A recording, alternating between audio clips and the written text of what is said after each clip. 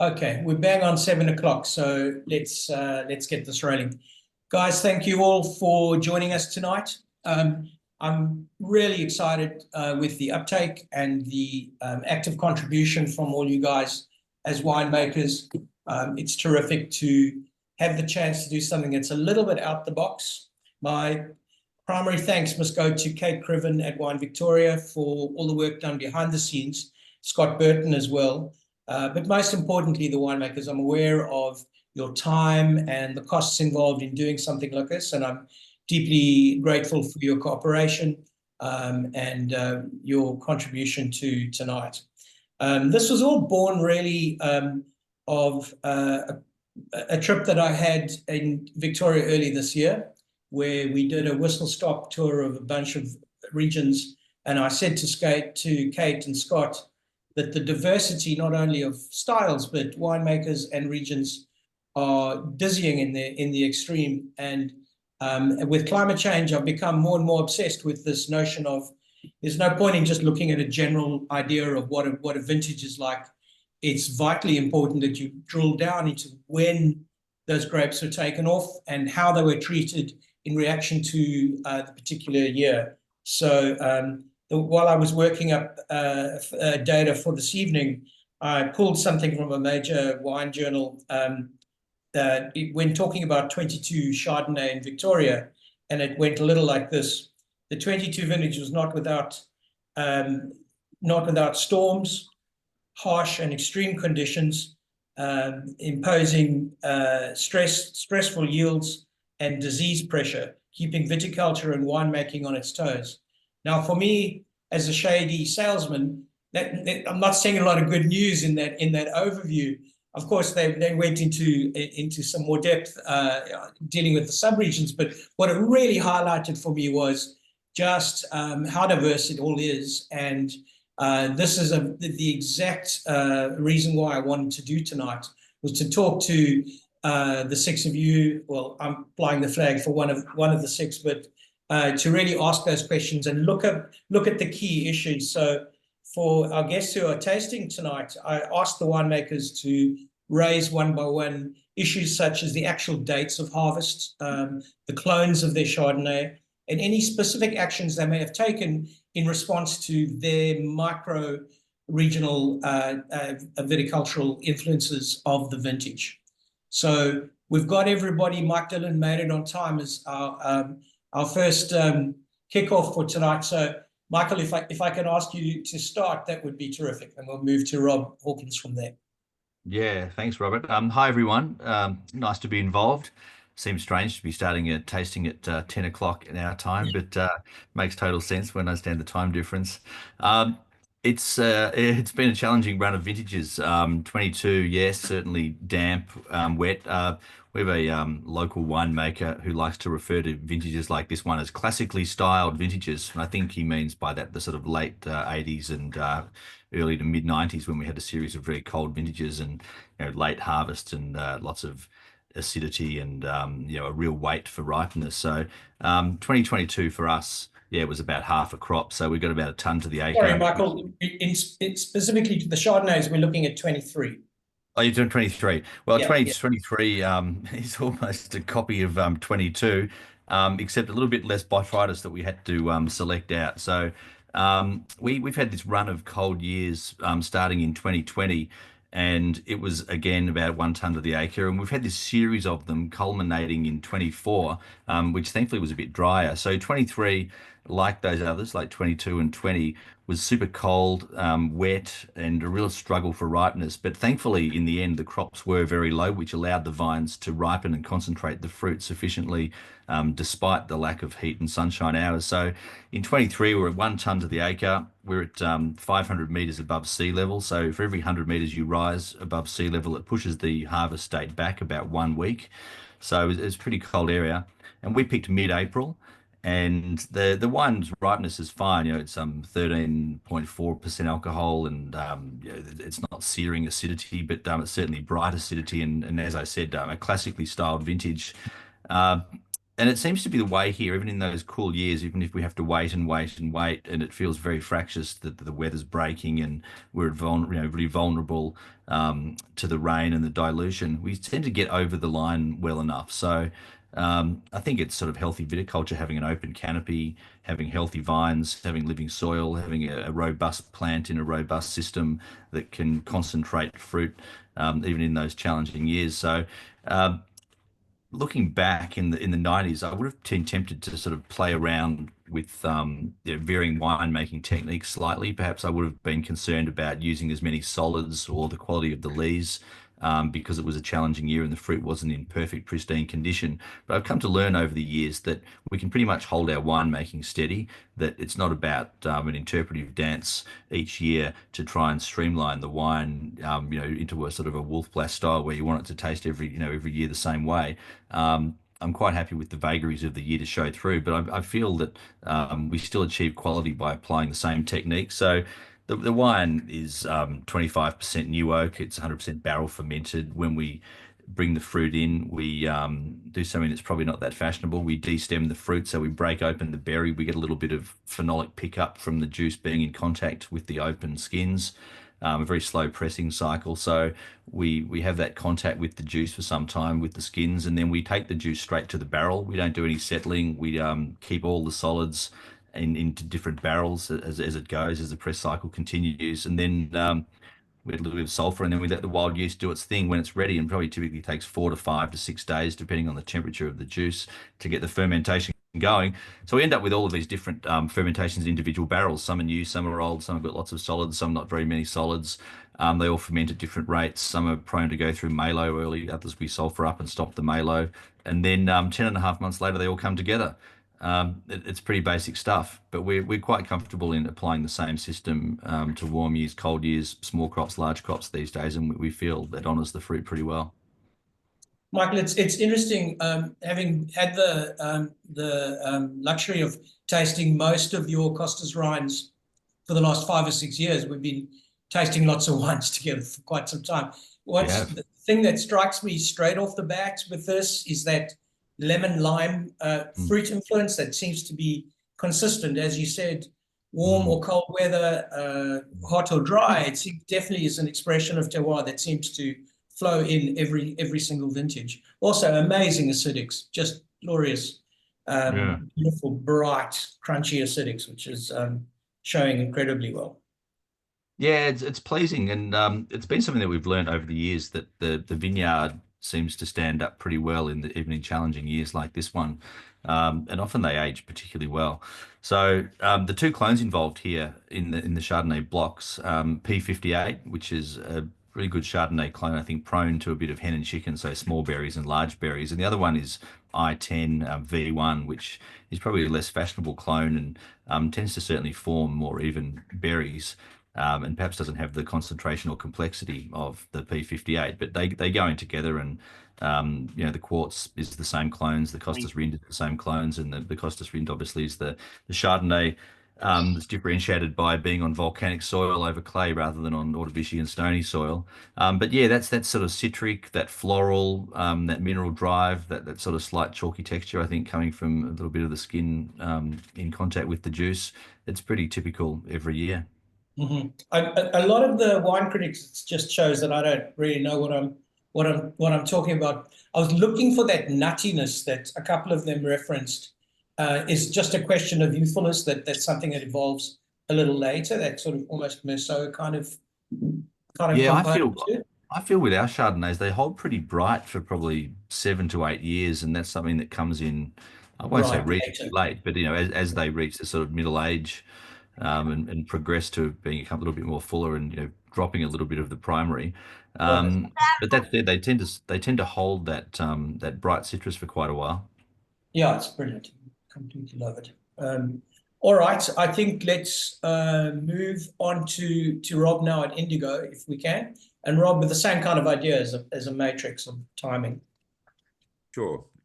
We're a little bit lower than Michael, so we're at about 360 to 380 meters.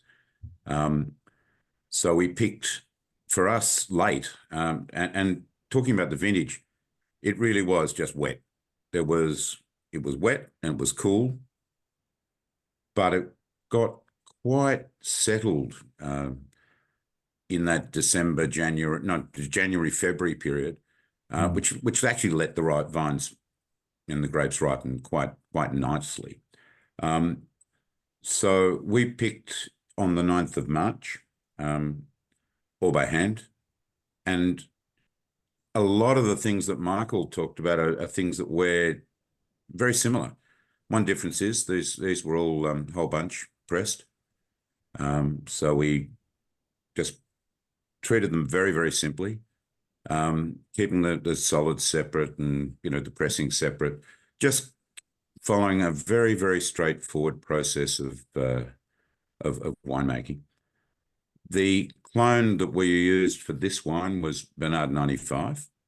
It's not the clone we would always use for this one. Usually it's a blend of more than one, but that was just a symbol of this particular year. And that tends to give a really nice citrus spectrum to the flavour of the wine. And that seems to be a real characteristic of the Bernard clone. Rob, in terms of site, this particular vineyard location, does it sit within that triangle of terroir that you often talk about between New Sabater and Gioconda in terms of location, or is it a different location to your home site? We've actually got a mix of soils. We've got 50 hectares, so it covers a reasonable size. It's the red dermisol and red chromosol soils. So the red chromosol are what Gioconda and Sabater share more, and parts of our vineyard do share that as well. It's interesting when you dig into the definitions of what these soils are meant to be like. It's nice to read the definitions that the government put out, but they don't seem to quite match the reality of what you're dealing with. So it's a curious piece. We're really just looking for the fruit to be primary in this, and just trying to keep it tight, modern, and looking for that nice bit of acid that keeps everything happening, together. The wine's 13% alcohol, so it's quite nicely balanced there.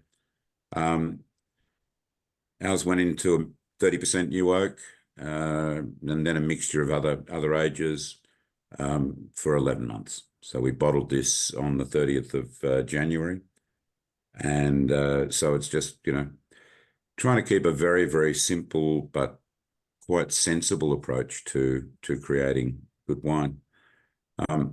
One of the things of the Beechworth region is that if you make a bad Chardonnay, they kick you out. So it is an interesting tiny GI, but it's producing some lovely wines across the whole spectrum. What I like particularly about it is it still has that clarity of purpose and acidic structure that I always look for from Beechworth Chardonnay, but there's a beautiful softness and unctuousness at such an early stage.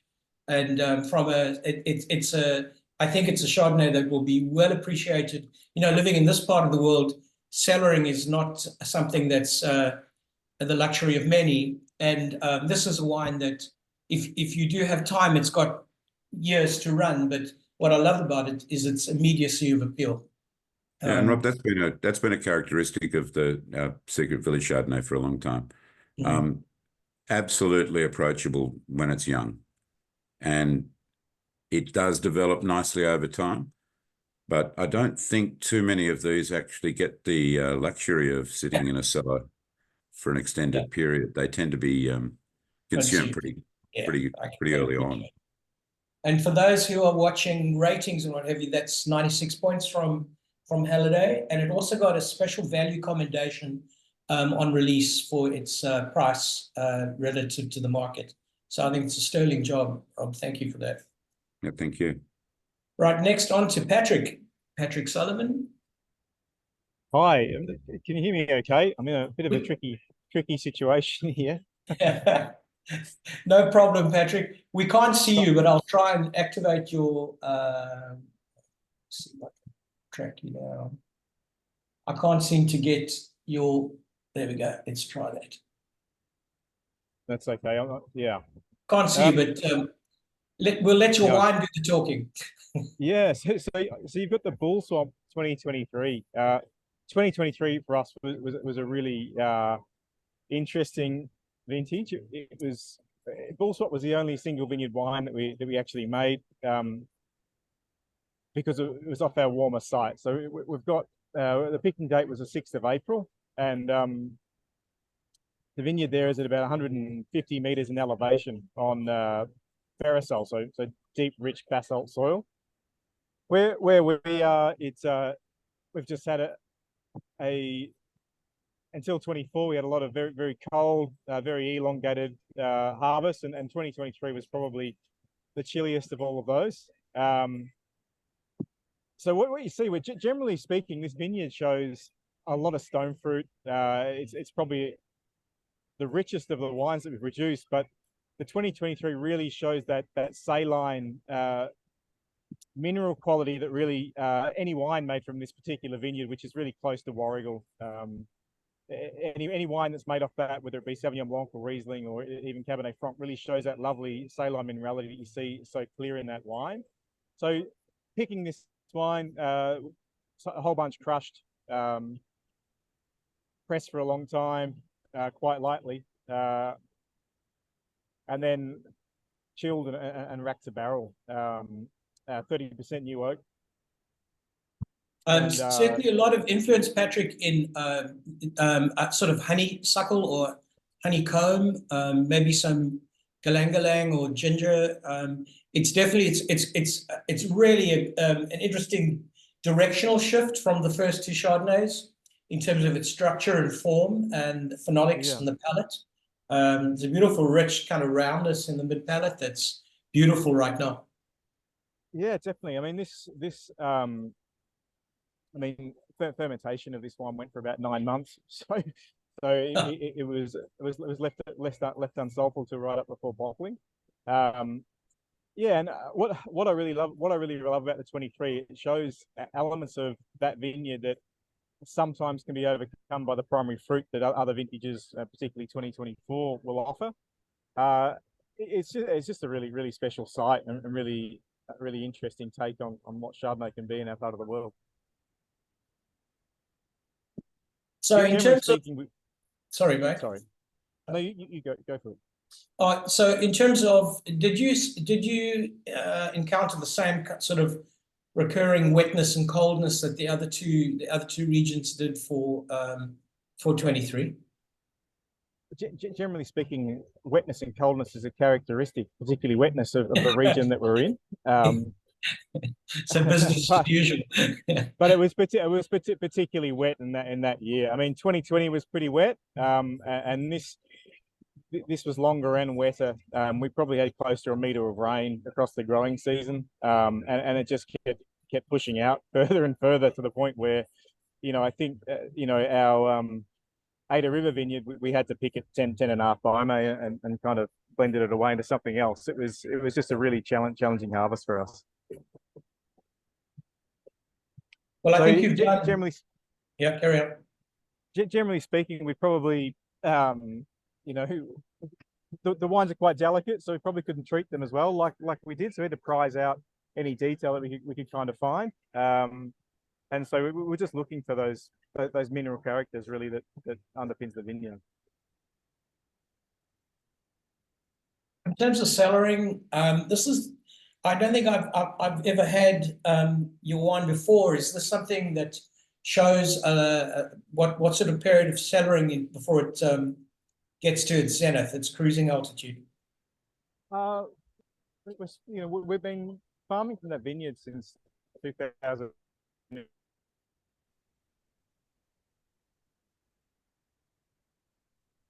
Hello, Lady Telstra. Patrick, I think we've lost you.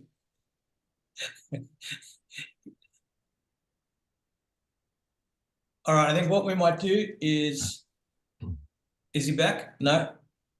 All right, we'll jump to Ben, and if Patrick can get back in, Patrick, just give us a yell if your sound comes back. So over to you, Ben. Yeah, evening all. I'm Ben Tolstoshev from Oakridge. Yeah, we're based in Coldstream in the Yarra Valley, which is it's just over an hour northeast of Melbourne. It's Victoria's oldest wine region too. It stretches back to 1838. But our origins at Oakridge, we go back to 1978 as a Cabernet producer originally, and which we still are at a site just above Wandon in the southeast of the valley. So this is, it's true Upper Yarra backcountry, I think. But fast forward to today and today's vineyards, they're still a primary focus with vineyards across 7 sites now in the Upper Yarra, and also the valley floor, which is that's where our winery and restaurant is.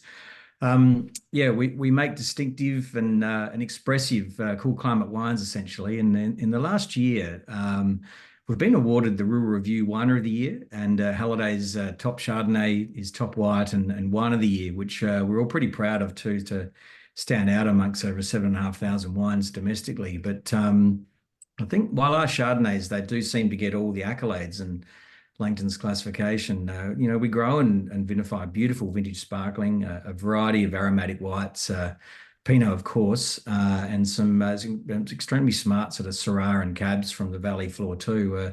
So yeah, we're not just a one-trick pony, I guess, and that's also the strength and diversity of the Yarra. Yeah, so yeah, the Yarra Valley, it has a reasonably mild and temperate continental climate. With high rainfall that, well, it used to be winter dominant. However, now it seems to occur sort of right throughout the year. And the Upper Yarra, where this Chardonnay has grown, it's pretty dense in mountain ash and tree ferns, and you know, you can go a day without seeing another human, which is kind of nice. And yeah, it's an absolutely stunning piece of country. But it's yeah, I guess it's the rich red volcanic ancient soil with our cool climate that essentially makes our site special here. And our average Chardonnay vine age now is about 25 to 30 years. So yeah, so we're going to be seeing, I guess, the best in our vines in the coming 10 years or so, we feel. But you know, I guess, you know, simply put, you know, high quality fruit equals high quality wines. So the team at Oakridge, we really are vineyard and site specialists, I guess. But you know, we make 7 different Chardonnays now. And what we're looking at tonight with the Yarra Valley range, which I love, it's a wine we make exclusively for our on-premise here in Australia and for key export markets. So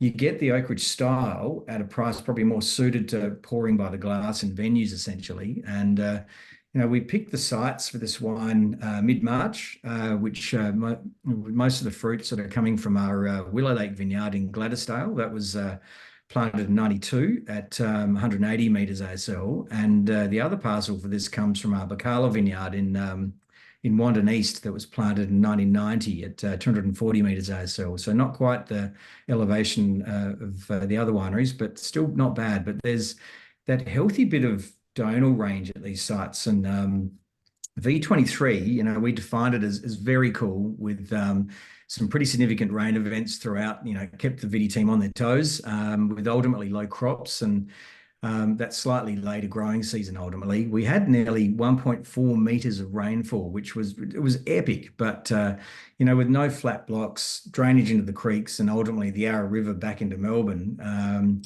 our Viti teams, they absolutely shone again this year. And at the end of the day, our Chardonnays from this vintage they have great depth and spectrum of flavour. I guess, you know, due to those reduced yields, as I said, but good vine age, great vine health, biological farming practices, that's really important to us.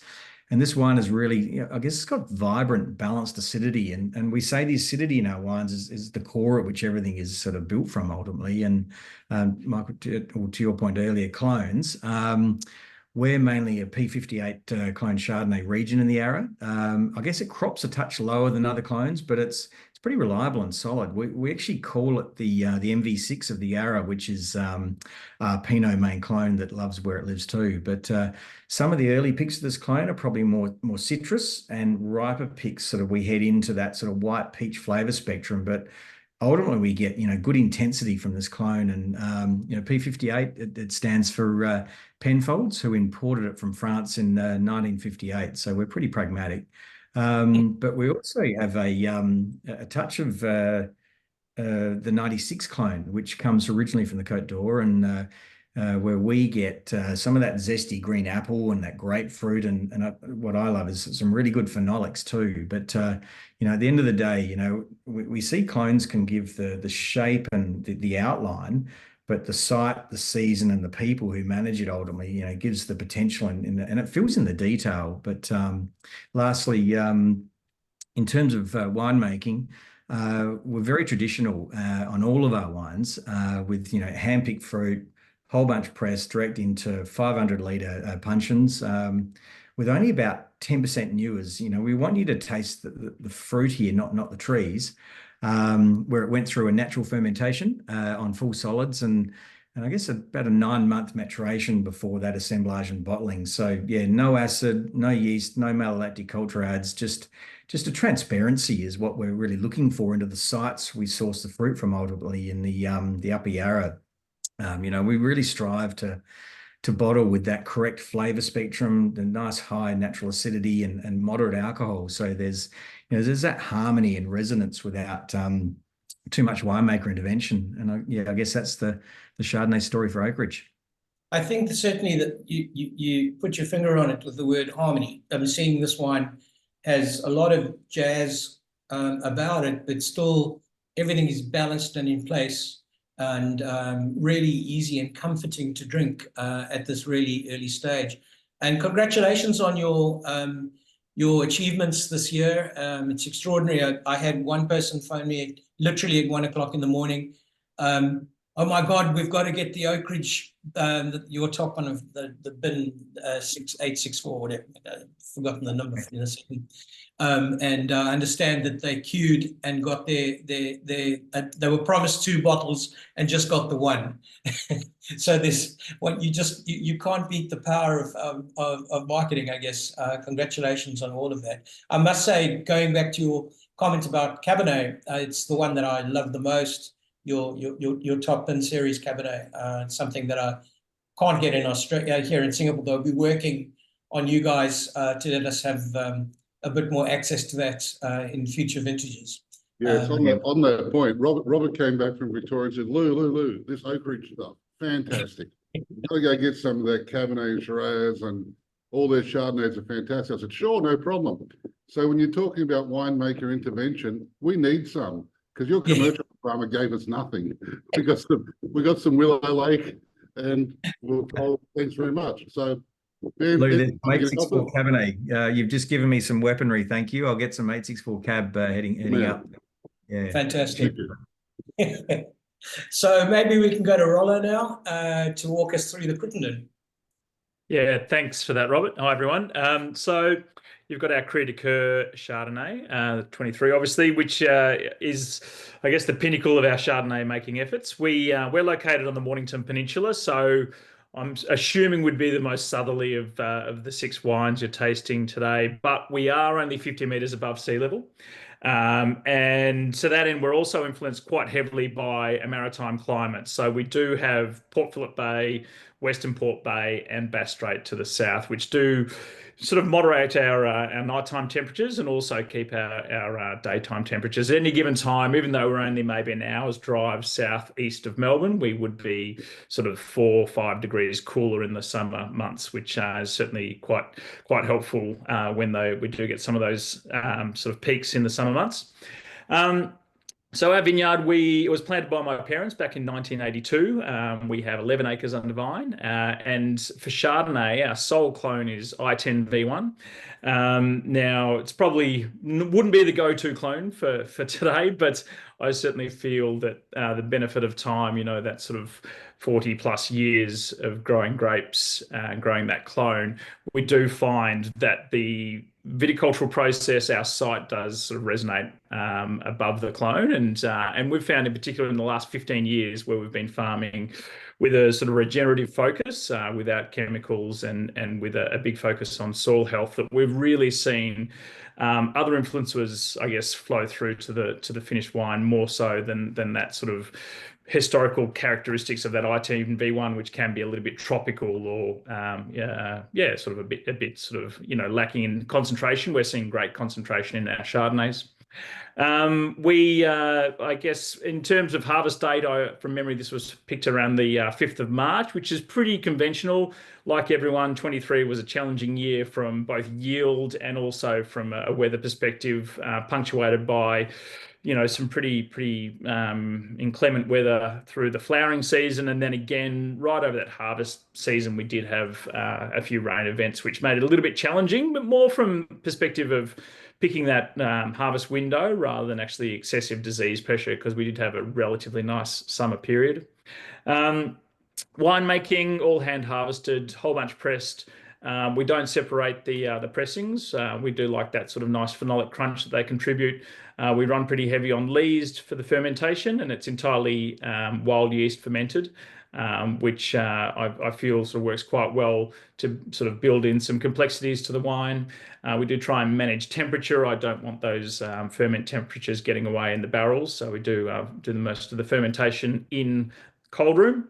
It has a considerable amount of malolactic. It's usually, from memory, this was sitting around 50%, and we have found we do pick relatively early, and I do feel that malolactic combined with that time on gross lees right through to the time when we pull the wine out and get it ready for bottling is quite important to build that texture.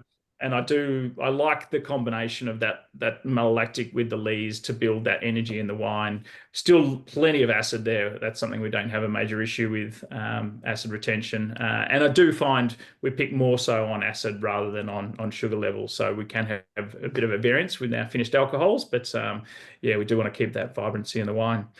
So I think otherwise, in terms of what's in the bottle, I think it has had that lovely length, good vibrancy, and as I've said, that lovely energy to the Chardonnay, which I think is quite important. The thing that really jumps out, Rollo, is the detailed texture. It's kind of like this pinpoint textural component to it in the mid palate that's just amazing, because it's counterpointed by a lot of softness and unctuousness, but the acids and the textural sort of path of the wine is wonderful. Great length as well. Really amazing length.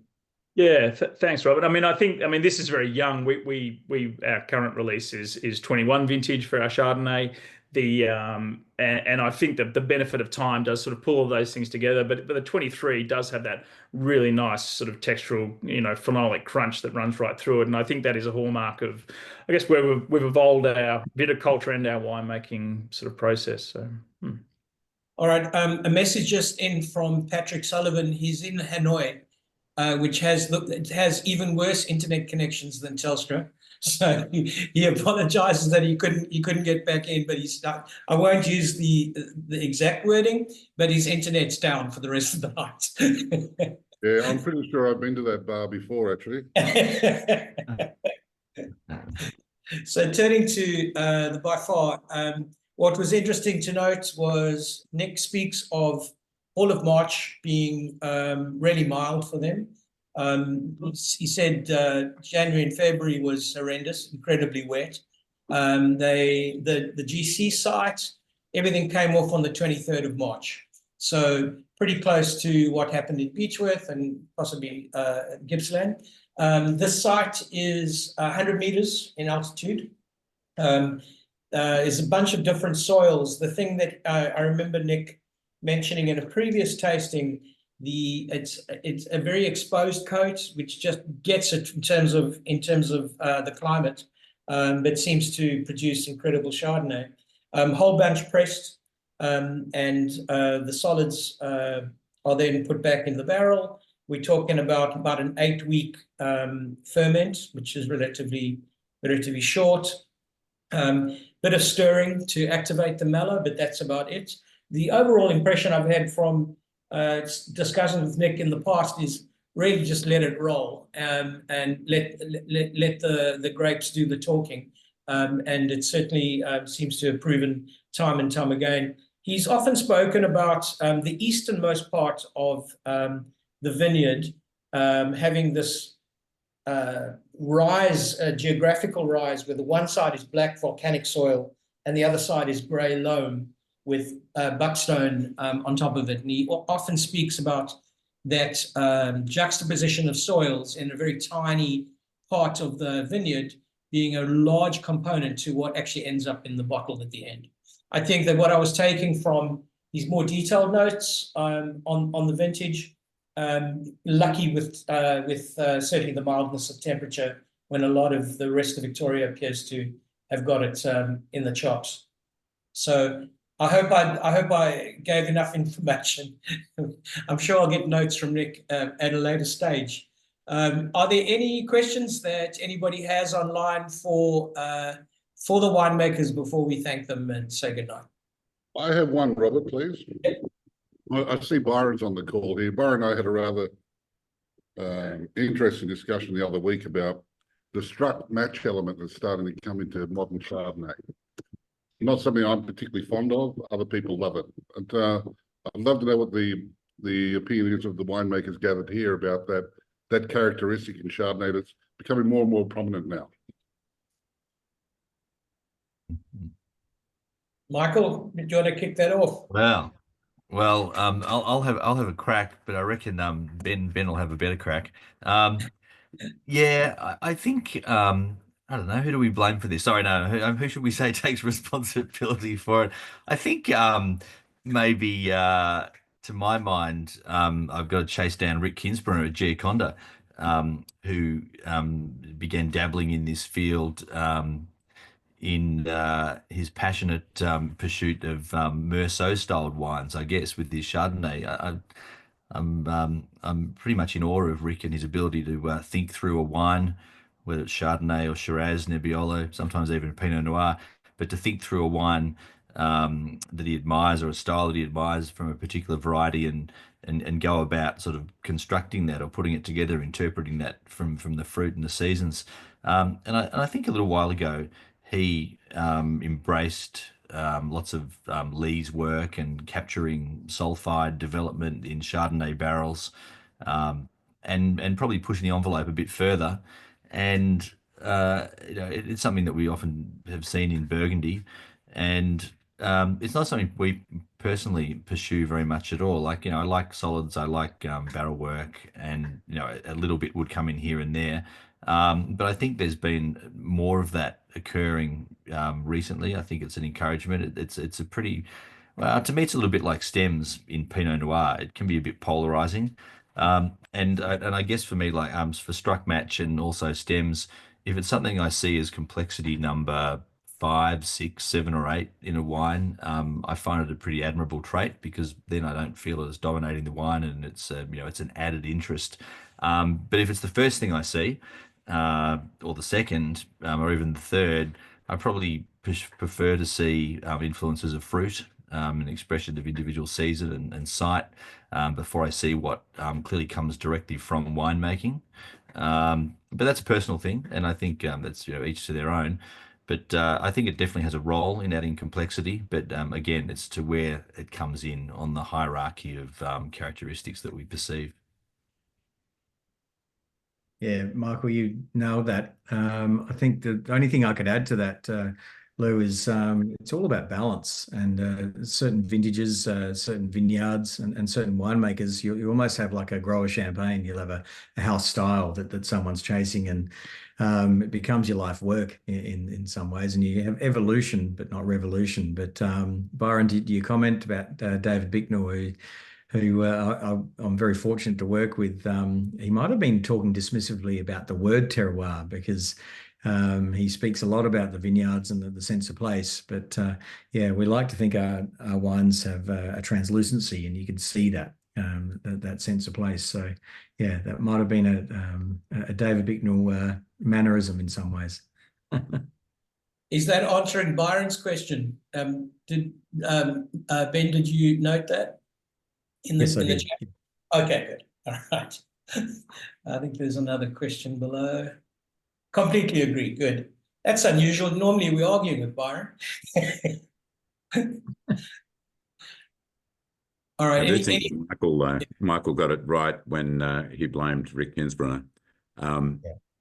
And the whole house style thing is so clear. And in his wine, it's a particularly interesting characteristic, but in many others, it can be something that dominates what you're seeing when you first look at the wine. I completely agree.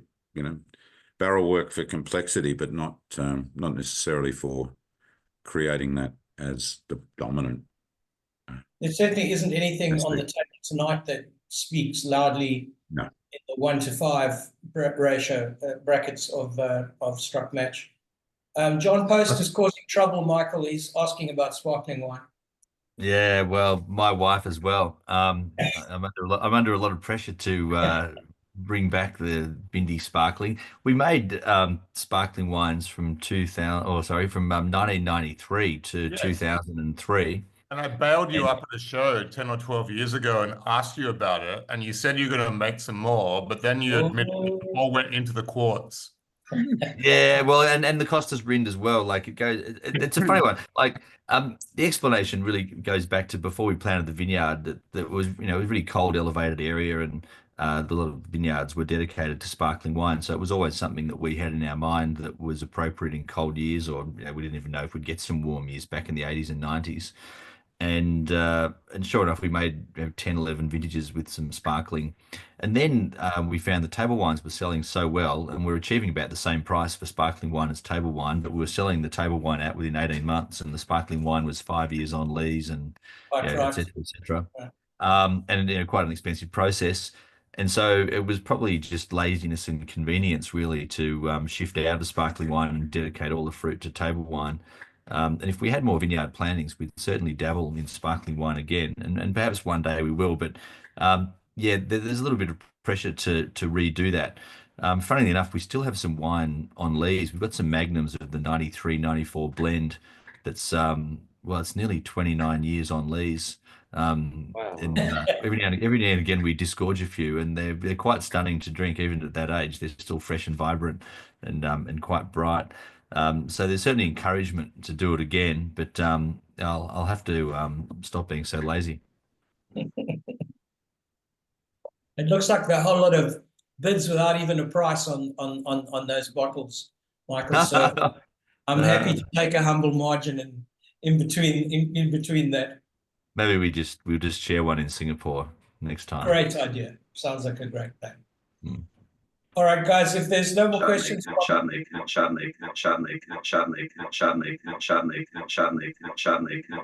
no idea. Sounds like a John Post thing. What the hell?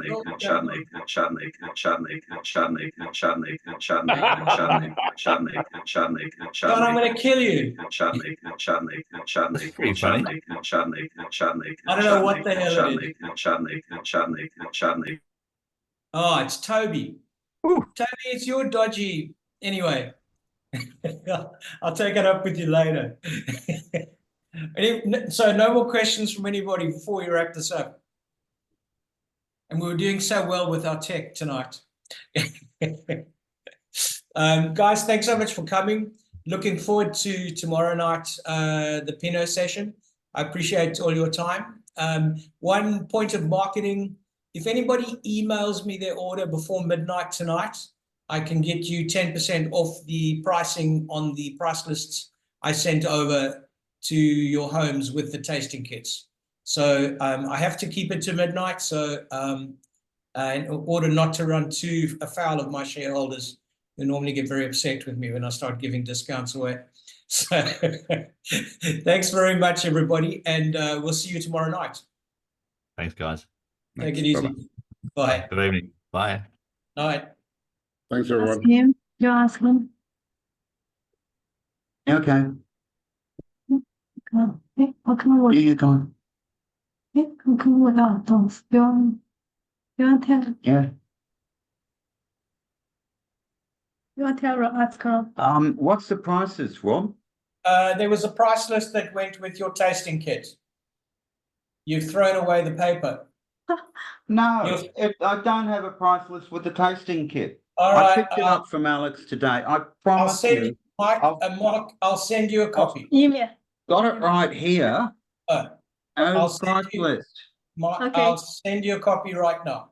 Okay. Okay. Thank you. Okay. Robert. Thanks Very a lot. nice tasting. Thanks. Yeah. See ya. Yes. Bye. Thanks. Cheers.